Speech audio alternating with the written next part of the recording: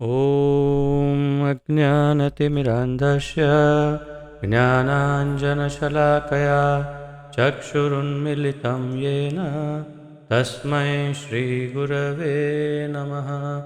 श्रीचैतन्यमनोभीष्टं स्थापितं येन भूतले स्वयं रूपकदा मह्यं ददाति स्वपदान्तिकं। वन्देऽहं श्रीगुरु श्रीयुतपदकमलं श्रीगुरुन् वैष्णवांश्च श्रीरूपं साग्रजातं सहगण रघुनाथान्वितं तं सजीवं साद्वैतं सावधूतं परिजनसहितं कृष्णचैतन्यदेवं श्रीराधाकृष्णपादान् सहगण ललिता श्रीविशाखान्वितांश्च। हे कृष्ण करुणा सिन्धो दीनबन्धो जगत्पते गोपेश गोपिकान्त राधाकान्त नमोऽस्तुते। तप्त कांचन गौरांगी राधे वृंदावनेश्वरी वृषभानुसुते देवी प्रणमामि हरिप्रिये। वाञ्छाकल्पतरुभ्यश्च कृपा सिन्धुभ्य एव च पतितानां पावनेभ्यो वैष्णवेभ्यो नमो नमः। अनन्तकोटिवैष्णववृन्द की जय। नमः ओं विष्णुपादाय कृष्णप्रेष्ठाय भूतले श्रीमते जयपताका स्वामिन् इति नामिने। नमो आचार्यपादाय निताय कृपाप्रदायने गौरकथाधामदाय नगरग्रामतारिणे। नमः ओं विष्णुपादाय कृष्णप्रेष्ठाय भूतले श्रीमते भक्तिवेदान्तस्वामिन् इति नामिने। नमस्ते सारस्वते देवे गौरवाणी प्रचारिणे निर्विशेषशून्यवादी पाश्चात्यदेशतारिणे। जय श्री कृष्ण चैतन्य प्रभु नित्यानंद श्री अद्वैत गदाधर श्रीवासादि गौर भक्तवृंद। हरे कृष्ण कृष्ण कृष्ण हरे हरे हरे राम राम राम हरे हरे। हरे कृष्ण कृष्ण कृष्ण हरे हरे हरे राम राम राम हरे हरे। हरे कृष्ण कृष्ण कृष्ण हरे हरे हरे राम राम राम हरे हरे।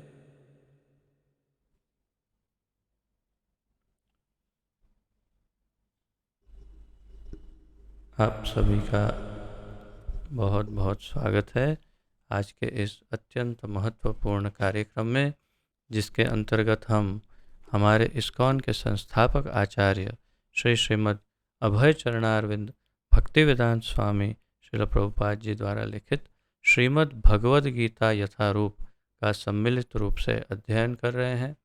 और जैसा कि आपको स्मरण है, हम द्वितीय अध्याय का अध्ययन अभी कर रहे हैं। द्वितीय अध्याय में 68वें श्लोक तक हम पहुँचे हैं, श्लोका नंबर 68। तो आइए जहाँ से विराम लिया वहीं से आगे बढ़ते हैं। कल हमने श्लोका नंबर 64 से लेकर के 67 तक 67 तक हमने श्लोक देखे थे दूसरे अध्याय द्वितीय अध्याय में, और आज 68 नंबर के श्लोक से प्रारंभ करेंगे। प्रयास करेंगे कि आज 72वें श्लोक अर्थात कि इस अध्याय के अंतिम श्लोक तक जाएं। तो आप अपनी भगवद गीता में ध्यान दीजिएगा। हम प्रारंभ करते हैं।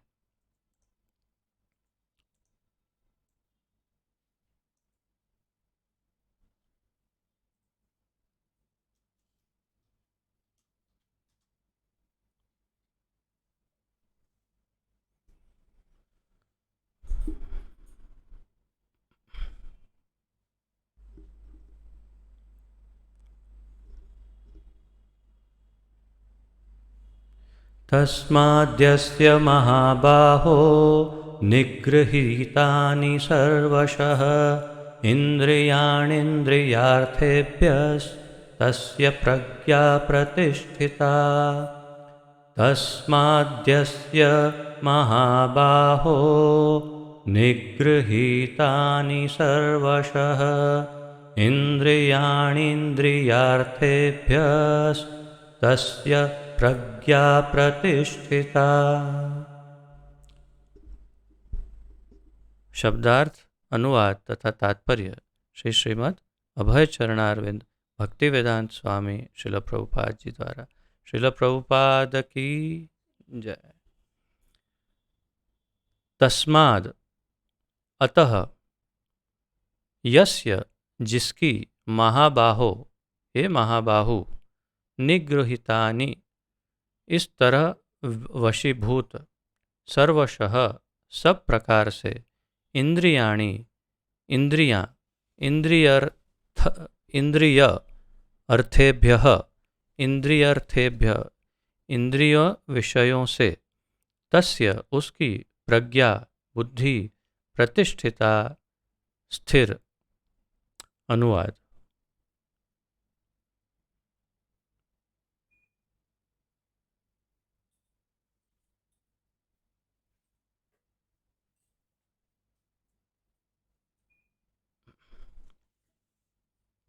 अतः,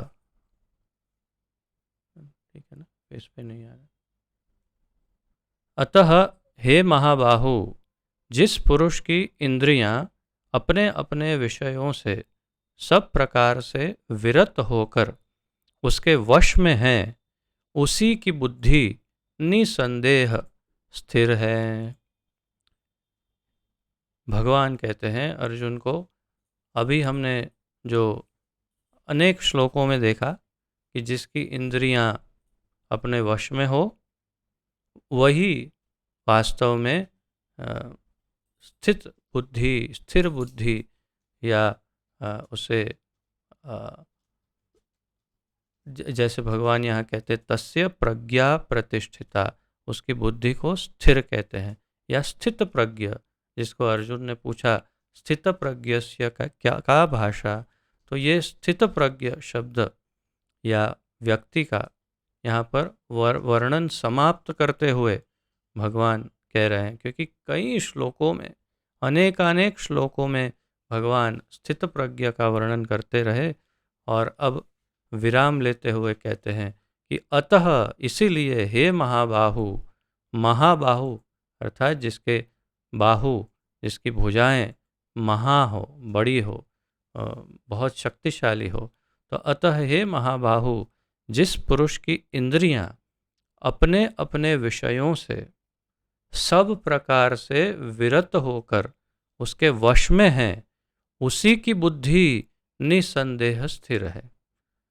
तो जिस पुरुष की इंद्रियां अपने अपने विषय से, तो इंद्रियों के विषय होते हैं, जैसे कि आँख एक इंद्रिय है, उसका विषय क्या है?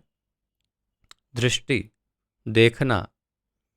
तो अगर अपने अपने विषय से जिसकी इंद्रिय विरत होकर, अर्थात जो उससे अंग्रेजी में कहते हैं डिटैच, या तो अलग होकर, या तो उससे विमुख होकर एक प्रकार से, तो आँख का उदाहरण दिया, जैसे जिह्वा। तो जिह्वा एक ऐसी इंद्रिय है जो दो कार्य करती है। एक है बोलना, तो क्या आँखों की बात है तो क्या देखना जो देखने योग्य नहीं है।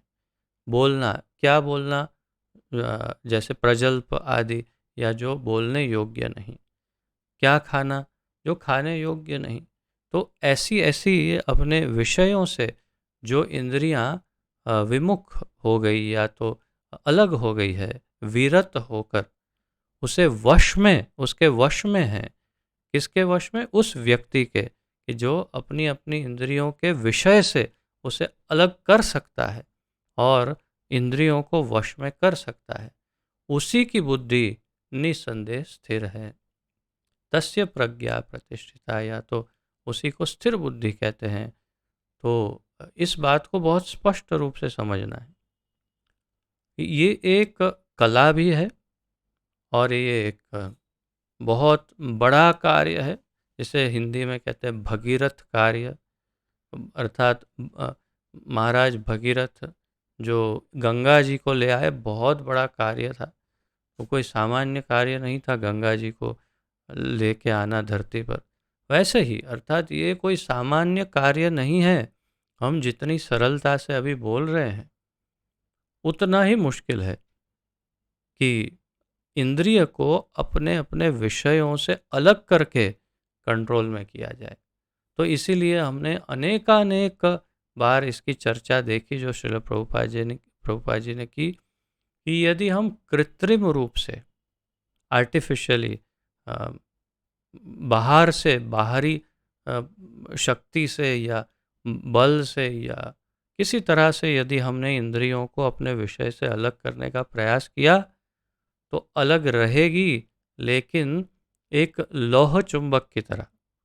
जैसे मेरे पास यदि दो एक लोहा है, एक चुंबक है, उन दोनों को मैंने खींच के ऐसे पकड़ के रखा है, तो अगर मैं 1000 साल तक ऐसे पकड़ के रखूँगा और फिर अगर इसको छोड़ूंगा तो तब भी ये वापस जाकर अब लोहे के साथ चिपक जाएगा। क्यों? क्योंकि ये उसका गुण है। जब तक उसका गुण नहीं बदला जाएगा तब तक तो वो चिपकेगा ही, चाहे आप कितने सालों तक अलग रखो। जैसे कुत्ते की दुम की का उदाहरण देते हैं। कुत्ते की दुम जो टेढ़ी होती है उसको कितने भी सालों तक सीधा रखो, जब छोड़ोगे तो वो वापस मुड़ जाएगी। इसी प्रकार हमारी इंद्रियां जो है वो अपने विषय पर जाने के लिए उसका प्रशिक्षण है। तो अगर करोड़ों वर्षों तक भी अलग रखा जाए, फिर भी जब छोड़ा जाएगा तो वो अपने विषय पर ही जाकर चिपक जाएगी इंद्रियां। तो इसीलिए क्या करना होगा, तो हमने अनेक श्लोकों के तात्पर्यों में प्रभुपाद जी द्वारा जो समझाया गया था वो देखा कि प्रभुपाद जी समझाते हैं, अम्बरीश राजा की तरह जब तक हम अपनी इंद्रियों को ठाकुर जी की सेवा में नहीं लगाएंगे तब तक तो ये असंभव है। तब तक ये संभव नहीं कि इंद्रियां विषय भोग या अपने विषय से अलग रहे। और अगर हम इंद्रियों को भगवान की सेवा में लगा देंगे तो उन्हें अपने अपने विषयों का स्मरण होगा ही नहीं, सतत निरंतर वो और शुद्धिकरण भी हो जाएगा, अर्थात कि उसके जो गुण हैं वो भी बदल जाएंगे। तो इस प्रकार हम देख पा रहे हैं कि यहाँ पर तो भगवान ने बहुत ही सरलता से कह दिया कि वो व्यक्ति जो अपनी इंद्रियों को अपने अपने विषय से हटा ले, परंतु भगवान ने ये फॉर्मूला नहीं दिया कि कैसे सरलता से कैसे करें और सफलता कैसे प्राप्त हो, लेकिन प्रभुपाद जी ने वो फॉर्मूला दे दिया। तो आइए तात्पर्य में देखते हैं प्रभुपाद जी क्या कहते हैं। कृष्ण भावनामृत के द्वारा या सारी इंद्रियों को भगवान की दिव्य प्रेमा भक्ति में लगाकर इंद्रिय तृप्ति की बलवती शक्तियों को दमित किया जा सकता है। कृष्ण भावनामृत के द्वारा पहला ही शब्द प्रभुपाद जी कृष्ण भावनामृत के द्वारा अर्थात कृष्ण भक्ति के द्वारा अर्थात सारी इंद्रियों को भगवान की सेवा में लगाकर, भगवान की दिव्य प्रेमा भक्ति में लगकर, भगवान की दिव्य प्रेम भक्ति में लगकर इंद्रिय तृप्ति की बलवती शक्तियों को, इंद्रिय तृप्ति की शक्ति कैसी होती है? बलवती, इतनी बलवान कि जिसको शायद कोई नहीं हरा सकता, दमित किया जा सकता है, उसका दमन किया जा सकता है। कैसे? भगवान की सेवा में लगाकर, कृष्ण भावनामृत के द्वारा, कृष्ण भक्ति के द्वारा। जिस प्रकार शत्रुओं का दमन श्रेष्ठ सेना द्वारा किया जाता है, उसी प्रकार इंद्रियों का दमन किसी मानवीय प्रयास के द्वारा नहीं, अपितु उन्हें भगवान की सेवा में लगाए रखकर किया जा सकता है।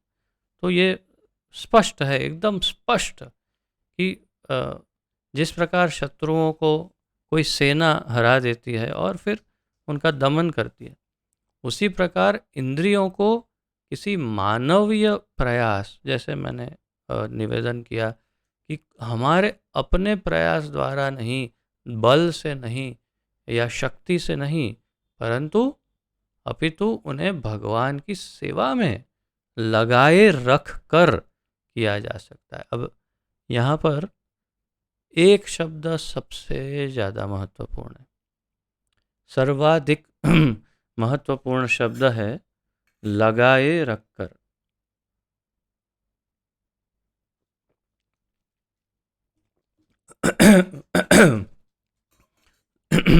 लगाए रखकर क्यों? हाँ, ये आप सोचिए, इसके विषय में थोड़ा चिंतन करिए कि अपितु उन्हें किसे, अपनी इंद्रियों को भगवान की सेवा में लगाए रखकर किया जा सकता है। लगाए रखकर अर्थात निरंतर, निरंतर कि निरंतर अर्थात बीच में कोई अंतर ना हो, कोई गैप ना हो, कोई रुकावट ना हो, उसे कहते हैं निरंतर। अर्थात अगर हम अपनी इंद्रियों को अंतर देंगे, अंतराल, इंटरवल, इंटरमिशन, रिसेस जैसे बोलते हैं, ब्रेक, ब्रेक आज का सबसे प्रचलित शब्द है, ब्रेक के बाद ब्रेक, अगर हम उसको ब्रेक देंगे, किसको, अपनी इंद्रियों को, तो जितनी देर ब्रेक मिलेगा उतनी देर इंद्रियां पुनः अपने विषय पर चिपक जाएगी। इसलिए प्रभुपाद जी बंगाली में हमेशा कहते थे, कृष्ण भूलिया जीव भोग वांछा करे, पाशते माया तारे जापट या धरे। तो जैसे ही कृष्ण को भूल गया जीव, तो तुरंत उसकी इंद्रियां भोग वांछा करना शुरू कर देगी। कृष्ण को भूला तो भोग वांछा तैयार है, और जैसे ही भोग वांछा करने लगेगा, पाशे ते, पीछे से, माया तारे झापट या धौरे, ऐसे झपट कर पकड़ लेगी माया, जैसे एक सर्प मेंढक को पकड़ लेता है, उसी प्रकार। तो इंद्रियों को इसलिए निरंतर बिना अंतर के भगवान की सेवा में लगाना चाहिए। बहुत सरल है, इतना कठिन नहीं है। क्यों कठिन नहीं है? कठिन इसलिए नहीं है कि यदि सही ढंग से जीवन शैली को ढाला जाए तो कठिन नहीं है। सही ढंग से कैसे डाल सकते हैं जीवन शैली को? प्रभुपाद जी ने जिस प्रकार कृष्ण भावनामृत आंदोलन का प्रशिक्षण हमें दिया, उस प्रकार यदि हम अपनी इंद्रियों को ढालेंगे तो कोई परेशानी नहीं। सबसे सरल है, मंदिर में जाके रहो, इस्कॉन मंदिर में, वहीं निवास करो और वहाँ की जो जीवन शैली है उसे अपना लो। कैसे? सुबह 3:30 बजे उठो, स्नान आदि करके 4:30 बजे मंगला आरती में जाओ। मंगला आरती के बाद नरसिंह आरती, तुलसी आरती, और फिर जप करने बैठ जाओ। 5:30 बजे से जप करो और 7 बजे तक जप करो। 7 बजे दर्शन आरती, दर्शन आरती गुरु आरती, गुरु आरती के गुरु पूजा, गुरु पूजा के बाद 9 बजे 8 बजे भागवत क्लास, श्रीमद् भागवत, श्रीमद् भागवत श्रवण करने के बाद 9 बजे प्रसाद, महाप्रसाद प्राप्त करो। 10 बजे किसी न किसी मंदिर की सेवा में लग जाओ, जैसे कोई बुक स्टॉल संभाल रहा है, कोई प्रसाद भोग बनाने की सेवा में है, कोई भगवान का कंठहार या पुष्पमाला बनाने की सेवा में है, कोई कुछ खरीदी करने की सेवा है, कोई प्रचार की सेवा में लग जाओ। फिर दोपहर को 3 बजे 1 बजे मंदिर बंद हो जाएगा, बीच बीच में आरतियाँ आती रहेगी। अगर आप फ्री हो तो आरती में बैठो, नहीं तो संकीर्तन करो, नहीं तो सेवाएं तो आपको दी गई होगी मंदिर में। 1 बजे मंदिर का पट बंद हो जाता है, सब जाके आराम करते हैं, आप भी आराम करो। और फिर 3-3:30 बजे प्रसाद का समय, अलग अलग मंदिरों में समय अलग रहते हैं, परंतु 3-3:30 बजे फिर प्रसाद होता है, फिर प्रसाद प्राप्त करो। फिर 4 बजे उत्थापन आरती, भगवान का उठने का समय, उसको अटेंड करो, फिर अपनी सेवा में लग जाओ।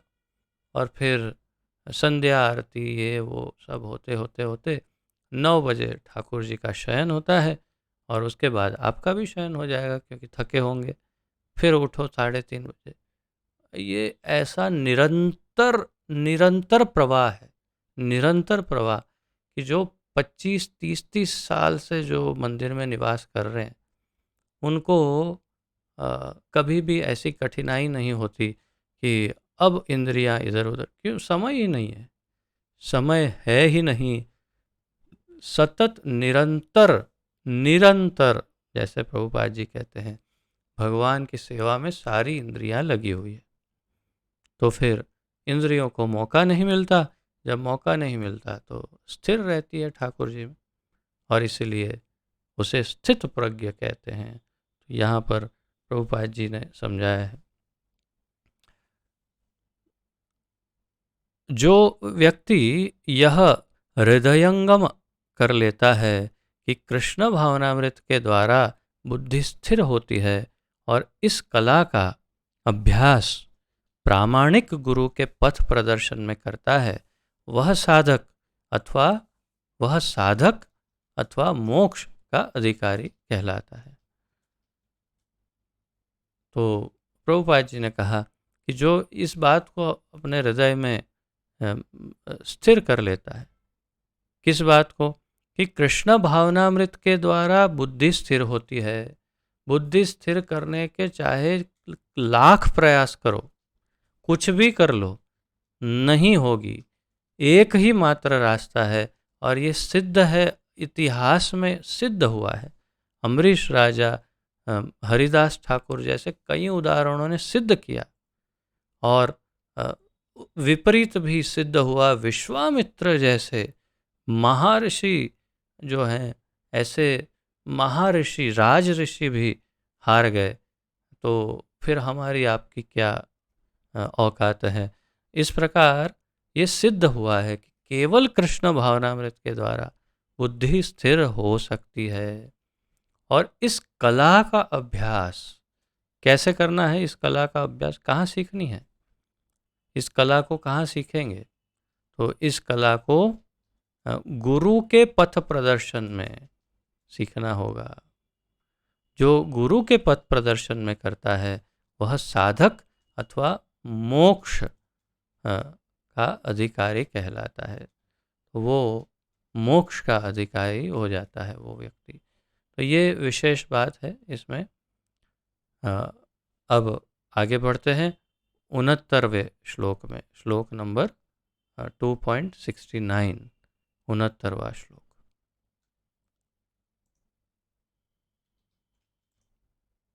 तो श्लोका नंबर 69 देखते हैं। या निशा सर्वभूतानां तस्यां जागर्ति संयमी, यस्यां जागृति भूतानि सा निशा पश्यतो मुनेः। या निशा सर्वभूतानां तस्यां जागर्ति संयमी, यस्यां जागृति भूतानि सा निशा पश्यतो मुनेः। शब्दार्थ: या जो निशा रात्रि है, सर्व समस्त भूतानाम जीवों की, तस्याम उसमें, जागर्ति जागता रहता है, संयमी आत्मसंयमी व्यक्ति, यस्याम जिसमें, जागृति जागते हैं, भूतानि सभी प्राणी, सा वह, निशा रात्रि, पश्यतः आत्मनिरीक्षण करने वाले, मुने है मुनि के लिए।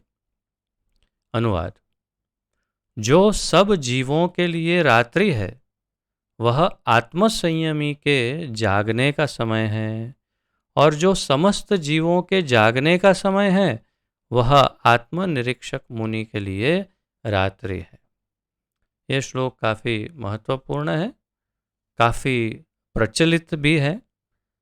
सामान्य लोग भी कई बार इस श्लोक का उल्लेख करते हैं सामान्य जीवन में, और भक्तों के मध्य ये अत्यंत विशिष्ट श्लोक है।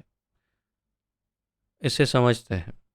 जो सब जीवों के लिए रात्रि है, सब जीव अर्थात जितने पशु पक्षी हैं, जो सामान्य रूप से जो मनुष्य हैं, वो सबके लिए जो रात्रि है, अर्थात जब सूर्यास्त हो जाए, रात हो जाए, 9, 10, 11 बजे के बाद तो सभी सो जाते हैं।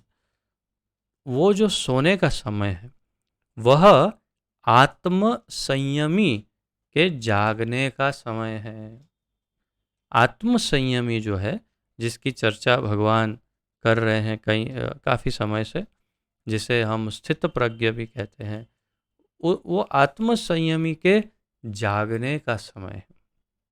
और जो समस्त जीवों के जागने का समय है, जैसे 5 बजे, 6 बजे, 7 बजे सुबह, और कभी कभी 8, 9 और 10 बजे भी लोग जागते हैं, अ, का वो जो समय है वह आत्मनिरीक्षक मुनि के लिए रात्रि है। यहाँ एक एक शब्द बड़ा महत्वपूर्ण है। हम देखते हैं सामान्य रूप से जब भी कोई भगवत गीता पर लेक्चर देते हैं तो हम देखते हैं कि भगवत गीता का अनुवाद पढ़ते हैं, तात्पर्य पढ़ते हैं और फिर लेक्चर देते हैं, परंतु हम वर्ड बाय वर्ड, शब्द शब्द को पकड़कर और लाइन बाय लाइन, एक एक वाक्य को पकड़ करके हम उसके अंदर से प्रभुपाद जी ने एक एक शब्दों में क्या छिपाया है उसको ढूंढने का प्रयास करते हैं। इसीलिए हमारा ये जो अभिगम है, हमारा ये जो प्रयास है, वो थोड़ा निराला है कि हम प्रभुपाद जी के एक एक शब्दों का अर्थ समझने का प्रयत्न करते हैं। तो जो सब जीवों के लिए रात्रि है वह आत्म संयमी के जागने का समय है, और जो समस्त जीवों के जागने का समय है वह आत्मनिरीक्षक मुनि, आत्मनिरीक्षक मुनि, आत्मनिरीक्षण अर्थात अपने आप को देखना, निरीक्षण करना। तो किस प्रकार? शरीर से नहीं, अंतरात्मा में, अर्थात कि जो आत्म साक्षात्कार के पथ पर बढ़ रहा हो या कोई भक्त हो, जिसे साधक भक्त या मुनि कहते हैं, ऐसे मुनि के लिए वह रात्रि है जब लोग जागते हैं। हमारे आचार्यों ने, लगभग सारे ही आचार्यों ने, प्रमुख आचार्य जो हैं, उन्होंने इसी प्रकार का जीवन जीकर इसे सिद्ध किया। अगर प्रभुपाद जी से ही शुरुआत करें तो श्रील प्रभुपाद जी 9 बजे के 8-9 बजे, लगभग 9 बजे के आसपास सो जाते थे। 12, 12:30, कभी 1 बजे के आसपास जागते थे। कब जागते थे? जब सब सो जाते थे। उनके पर्सनल सर्वेंट, जो निजी सेवक थे, वो भी जब सो जाते थे तब प्रभुपाद जी जागते थे। और फिर पूरी रात बैठ करके प्रभुपाद जी श्रीमद् भागवत का अनुवाद करते थे। जब पूरा जगत सो रहा है तब वे जागते थे, और फिर सुबह थोड़े समय के लिए, अल्पकाल के लिए थोड़ा शयन करते थे, और फिर जप आदि करते करके अपनी दिनचर्या का प्रारंभ करते थे। और दोपहर में थोड़ा सा, कभी कभी थोड़ा सा सो जाते। अन्यथा 2 से लेकर के 4 घंटा अधिक से अधिक उनकी नींद थी। और ऐसा उन्होंने जितने वर्ष, जो उनके शिष्यों ने देखा, उतने वर्षों तक ऐसे ही उन्होंने जीवन जिया। हमारे जितने गोस्वामी हुए सब अधिक से अधिक 2 घंटा सोते थे, ऐसा उल्लेख हमारे शास्त्रों में है। और स्वाभाविक है, वे तभी सोते थे जब जब सब लोग जाग रहे होते हैं, और फिर रात्रि में जाग करके वे अपना आलेखन कार्य करते रहते थे। श्रील भक्ति विनोद ठाकुर का भी ऐसा ही था। वे भी शाम को 7 बजे, 8 बजे, 7 बजे मेरे ख्याल से सो जाते थे। फिर 12 बजे के आसपास, 11-12 बजे ऐसा कुछ है, उठ जाते थे। उनका टाइम टेबल पूरा अवेलेबल है। आप देख सकते हैं इंटरनेट पर काफ़ी लोग एक दूसरे को भेजते रहते हैं। और फिर पूरी रात भर वे भी आलेखन कार्य करते, सुबह थोड़ा 1 घंटा सो जाते, जप करते, और इस प्रकार फिर वे अपनी ऑफिस जाते, अर्थात उनका बहुत बड़ा ओहदा था सरकार में, तो उस कार्य के लिए वे जाते। तो तात्पर्य ये है कि हमारे जितने भी आचार्य हैं सबकी ये दिनचर्या है। एक समय था, कुछ वर्षों पूर्व मैं अहमदाबाद में था, तब कुछ समय के लिए, अल्पकाल के लिए ही सही, लेकिन मेरी नींद 2 बजे खुल जाती थी और फिर मैं भागवतम पढ़ता था।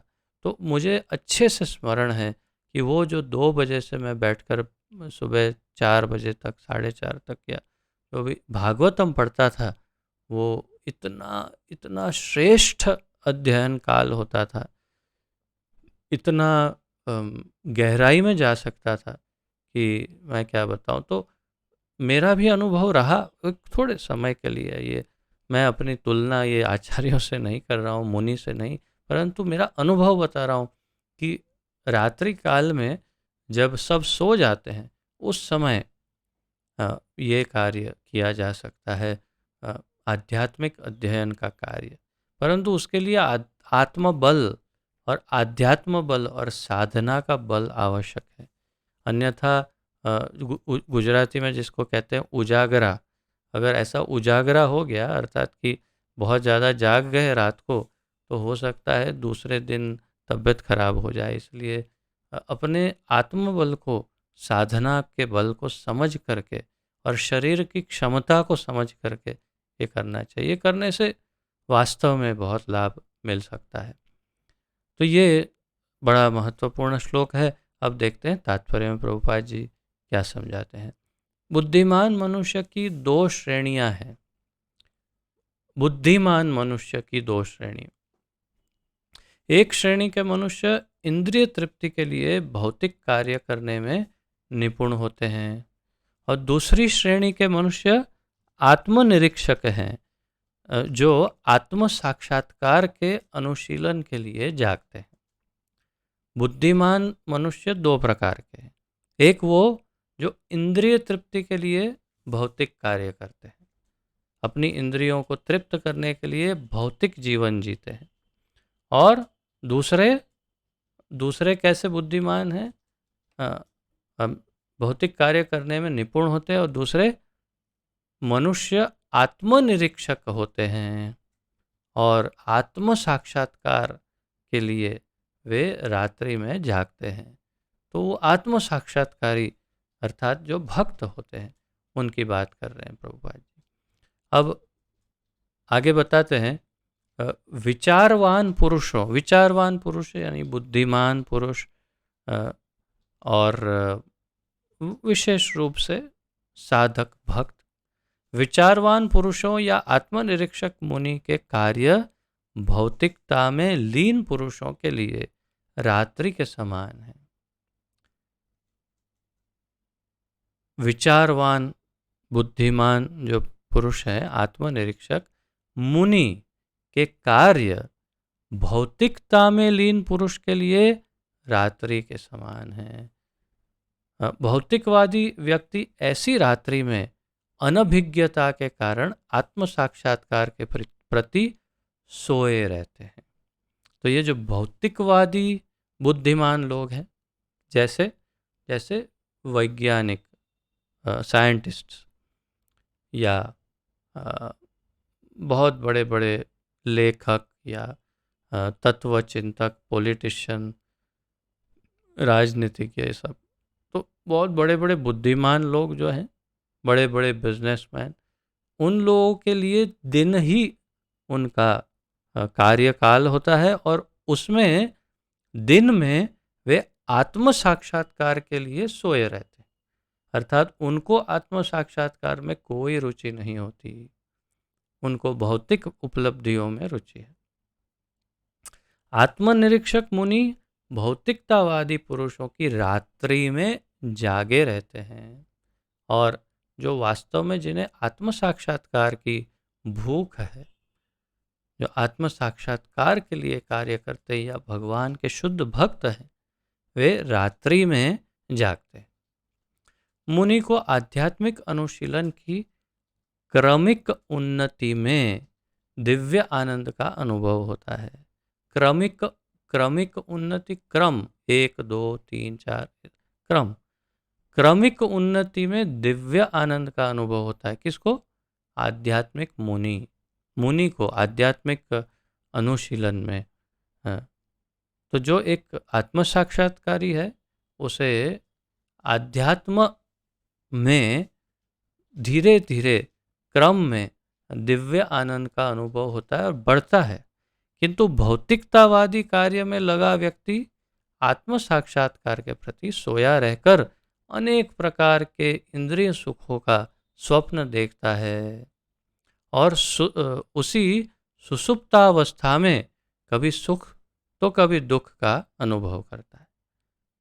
अर्थात जो भौतिक व्यक्ति है वो इंद्रिय भोगों के विषय में ही चिंतन करता है, मेरी इस इंद्रिय को कैसे मैं तृप्त करूंगा, और उसी में कभी सुख और कभी दुख में लिप्त रहता है। आत्मनिरीक्षक मुनि भौतिक सुख तथा दुख के प्रति अन्यमनस्क रहता है। तो जो जैसे आत्म साक्षात्कार में रुचि है, जो भगवान का भक्त है, उसे भौतिक सुख तथा दुख, दुख में तो वैसे ही किसी को नहीं इच्छा होती, परंतु भौतिक सुख के प्रति अन्यमनस्क, अर्थात कि उसके प्रति ध्यान नहीं देता, वहाँ पर ध्यान बेध्यान होता है। अर्थात सुख, भौतिक सुखों में भौतिक सुखों को नहीं ढूंढता। कौन? एक भक्त या एक मुनि। वह भौतिक घातों से अविचलित रहकर आत्म साक्षात्कार के कार्यों में लगा रहता है। ये भौतिक जो भी आघात होते रहते हैं, वो सबसे वो विचलित नहीं होता और आत्म साक्षात्कार के कार्य में लगा रहता है। ये मुनि की पहचान है। अब 70वां श्लोक देखते हैं।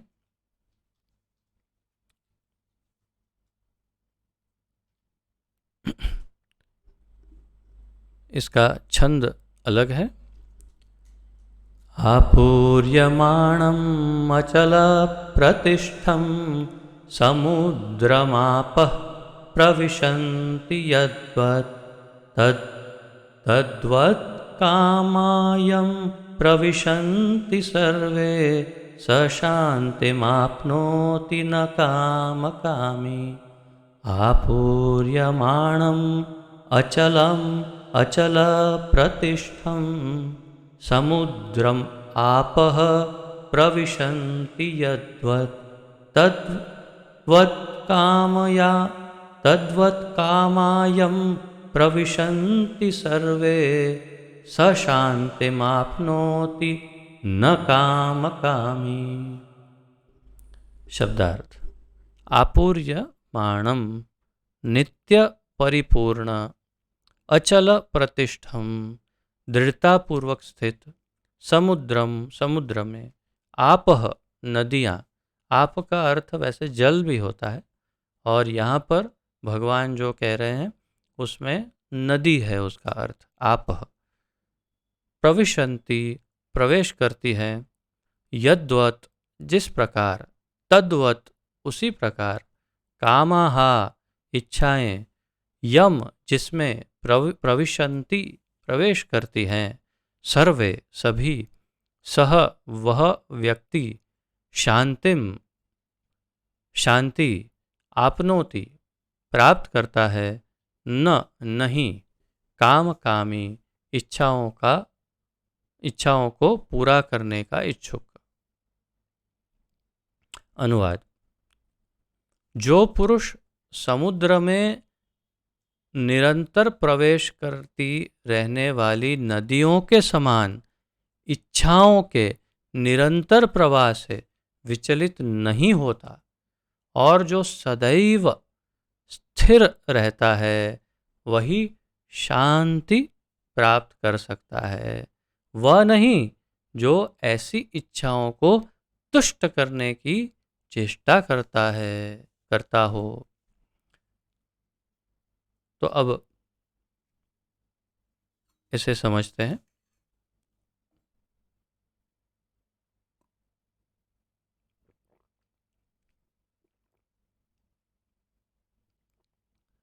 जो पुरुष, कौन सा पुरुष? फिर उदाहरण दिया, समुद्र में निरंतर प्रवेश करती रहने वाली नदियों के समान। समुद्र में नदियां निरंतर, निरंतर अर्थात बिना रुकावट के, बिना ब्रेक के सतत निरंतर नदियां समुद्र में प्रवेश करती रहती है। जैसे एक उदाहरण मान लो कि जैसे गंगा जी है, तो गंगोत्री से गंगा जी का उद्भव है, शुरुआत हुई। यमुनोत्री से यमुना जी शुरू हुई, और फिर गंगा जी यमुना जी बहते बहते बहते बहते कई कई स्टेट्स में, कई राज्यों में, कई शहरों में, गांवों से गुजरते गुजरते गुजरते गुजरते अंततोगत्वा समुद्र में जा मिलती है। तो हर नदी लगभग मुख्य रूप से नदियां समुद्र में जाके मिल जाती, और निरंतर, जैसे नदी निरंतर बहती है और निरंतर समुद्र में जाती है, उसी प्रकार हमारी इच्छाएं भी निरंतर प्रवाहित होती रहती है। तो इसीलिए यहाँ कहा भगवान ने कि निरंतर, जैसे समुद्र में निरंतर प्रवेश करते रहने वाली नदियों के समान इच्छाओं के निरंतर प्रवाह से जो विचलित नहीं होता। तो निरंतर इच्छाएं आती रहती है, जाती रहती है, लेकिन उससे विचलित जो पुरुष नहीं होता, और सदैव, और जो सदैव हमेशा स्थिर रहता है, स्थिर रहता है, वही शांति प्राप्त कर सकता है। शांति कौन प्राप्त कर सकता है? उस प्रश्न का उत्तर, वो शांति प्राप्त कर सकता है जो अपनी इच्छाओं से विचलित नहीं होता, अर्थात अपनी इच्छाओं के निरंतर प्रवाह से विचलित नहीं होता। कैसे? उदाहरण दिया, समुद्र में जैसे नदियां प्रवेश करती, और समुद्र, यहाँ उदाहरण समुद्र का है। समुद्र का क्यों है उदाहरण? आगे प्रभुपाद जी तात्पर्य में समझाएंगे कि समुद्र विचलित नहीं होता, निरंतर नदियां आती रहती है, तो समुद्र बढ़ता फूलता नहीं है, बढ़ता नहीं है, कभी अपनी सीमा का उल्लंघन नहीं करता। समुद्र उतना ही रहता है, चाहे उसमें कितनी नदियां प्रवेश करती रहे। उसी प्रकार ये जो स्थिर व्यक्ति है, वो अपनी इच्छाओं से विचलित नहीं होता, स्थिर रहता है, वही शांति प्राप्त कर सकता है। वह नहीं जो ऐसी इच्छाओं को तुष्ट करने की चेष्टा करता है। और दूसरा कौन सा एक व्यक्ति है? सामान्य व्यक्ति। सामान्य व्यक्ति, इच्छा हुई और उसके पीछे भागना चालू।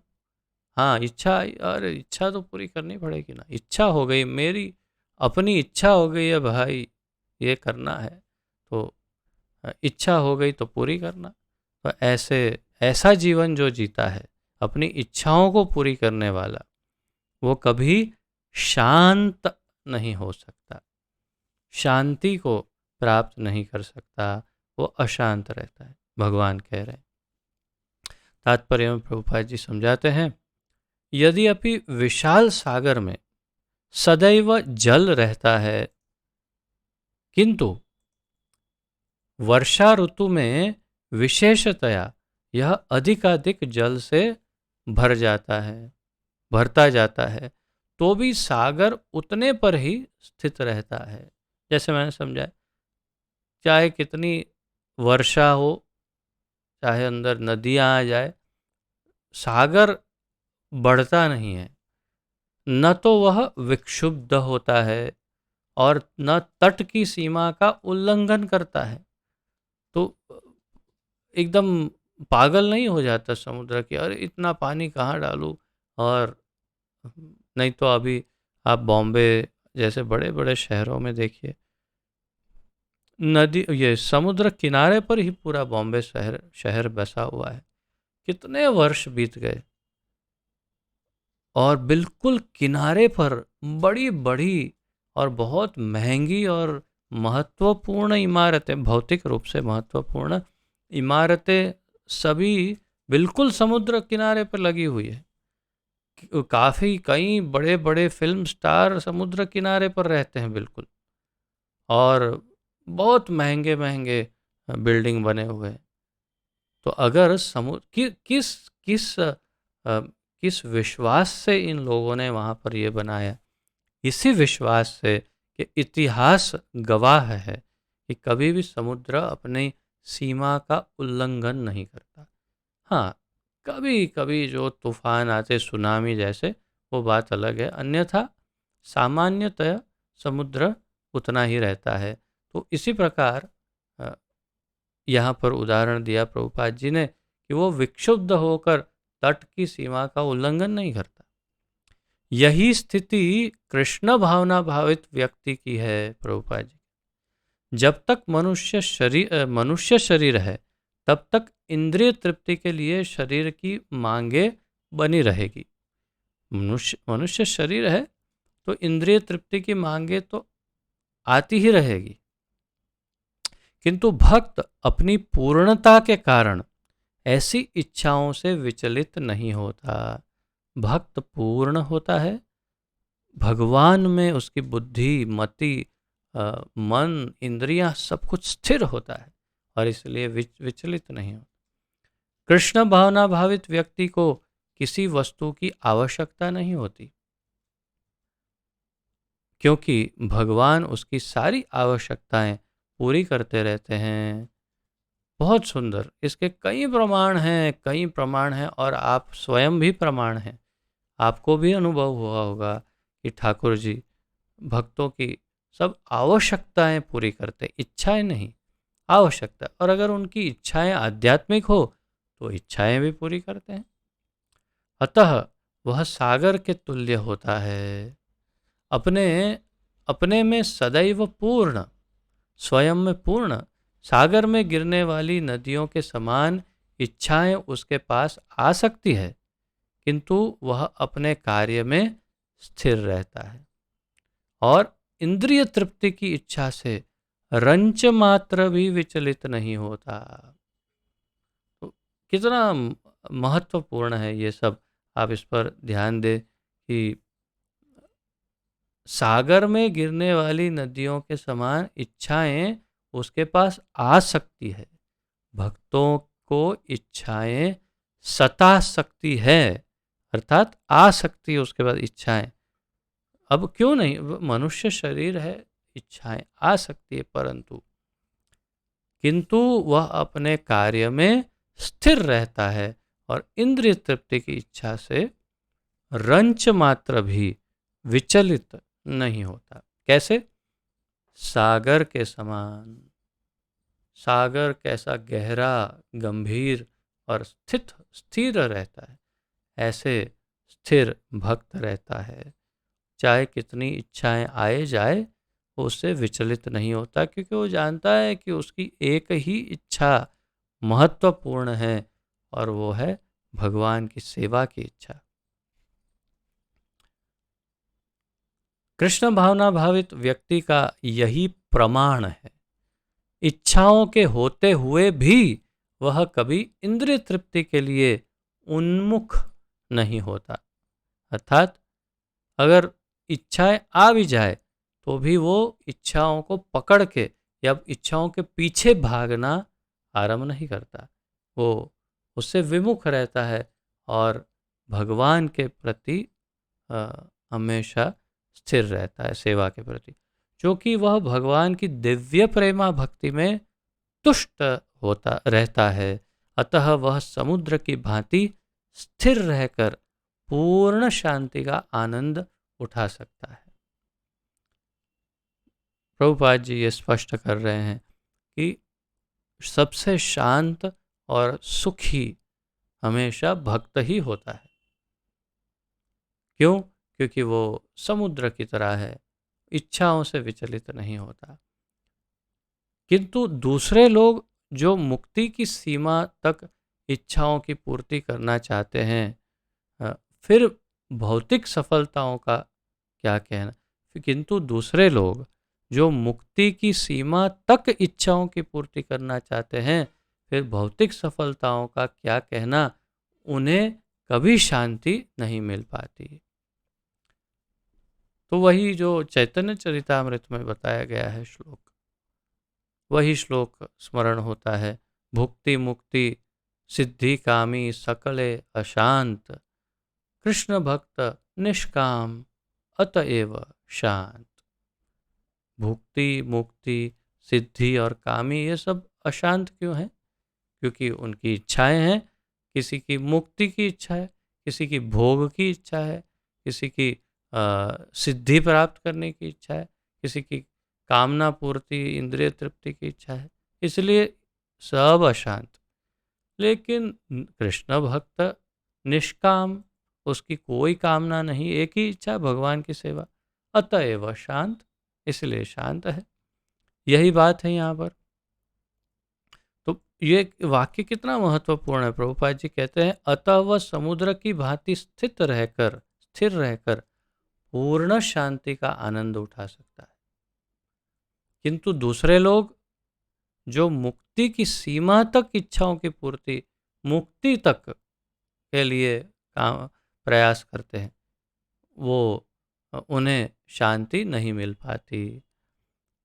कर्मी मुमुक्षु तथा वे योगी सिद्धि के कामी हैं। ये सभी अपूर्ण इच्छाओं के कारण दुखी रहते हैं। दुखी कौन रहता है, ये प्रश्न है। ये आपके क्विज में भी शायद ऐसा कुछ प्रश्न हो भी सकता है। तो दुखी कौन रहता है? वैसे इस संडे हम परीक्षा का प्रयास करेंगे। जो क्विज बाकी है वो सब क्विज एक के बाद एक आरंभ करेंगे। मैं श्रीमान केशव कृष्ण प्रभु से निवेदन करूंगा इस संडे, तो आप तैयार रहिएगा। जो बाकी के श्लोक है उसकी क्रम अनुसार परीक्षा लेंगे। तो यहाँ पर कहा कर्मी मुमुक्षु तथा वे योगी, कौन? सिद्धि के कामी। वही श्लोक जो अभी हमने देखा चैतन्य चरिता में। ये सभी अपूर्ण इच्छा के कारण दुखी रहते हैं। मोक्ष कामी दुखी रहता है, सिद्धि कामी दुखी रहता है, कर्म योगी दुखी रहता है, और जो कामनाओं के लिए जो कर रहा है वो तो दुखी रहता ही। किंतु कृष्ण भावना भावित पुरुष भगवत सेवा में सुखी रहता है और उसकी कोई इच्छा नहीं होती। वस्तुतः वह तो तथाकथित भव बंधन से मोक्ष की भी कामना नहीं करता। वो मोक्ष की भी कामना नहीं करता, उसको मोक्ष की कामना भी नहीं। कृष्ण के भक्तों की कोई भौतिक इच्छा नहीं रहती, इसलिए वे पूर्ण शांत रहते हैं। प्रभुपाद जी ने उस श्लोक का उल्लेख किए बिना ही उसी श्लोक को यहाँ समझा दिया।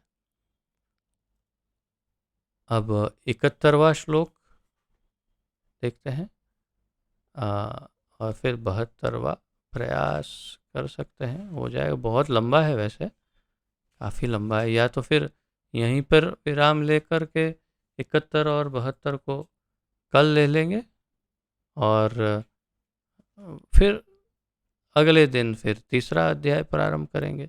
धीरे धीरे जाएंगे तो उचित रहेगा कि मेरी भी शक्ति उतना कम उपयोग में लूँ, तो आराम जितना मिल जाए शरीर को। बोलने में काफ़ी श्रम पड़ता है, अभी मेरी ऐसी अवस्था है, श्रम पड़ता है बोलने में। तो मुझे लगता है आज यहीं पे विराम ले लेते हैं। लगभग 6:30 के आसपास तो होने आ ही गया है, और फिर कल 71 और 72वां श्लोक देख लेंगे। तो यदि किसी का इन श्लोकों में जो आज हमने देखे हैं उसके अनुसंधान में किसी के यदि कोई प्रश्न आदि हो तो प्रस्तुत कर सकते हैं, अन्यथा फिर विराम लेंगे।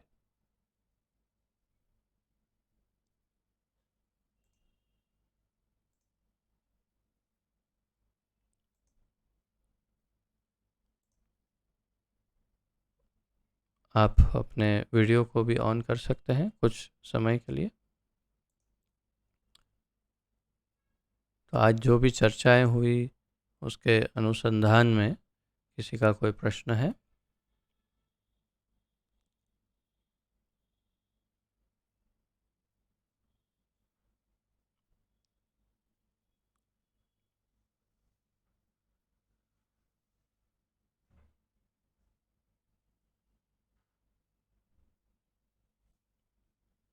ठीक है, यदि कोई प्रश्न ना हो तो फिर यहीं पर विराम लेते हैं। और इसके पश्चात आप समूह नाम जप और नरसिंह देव की प्रार्थनाएं अवश्य करिएगा। मैं विराम ले लूँगा। तो आइए प्रणति निवेदन करते हैं सामूहिक रूप से। पतित पावन श्रील प्रभुपाद की जय। पतित पावन गुरुदेव की जय। निताय गौर प्रेमानंदे। हरि हरि बोल। आप सबके चरणों में दंडवत प्रणाम। आप सबका बहुत बहुत धन्यवाद। हरे कृष्णा।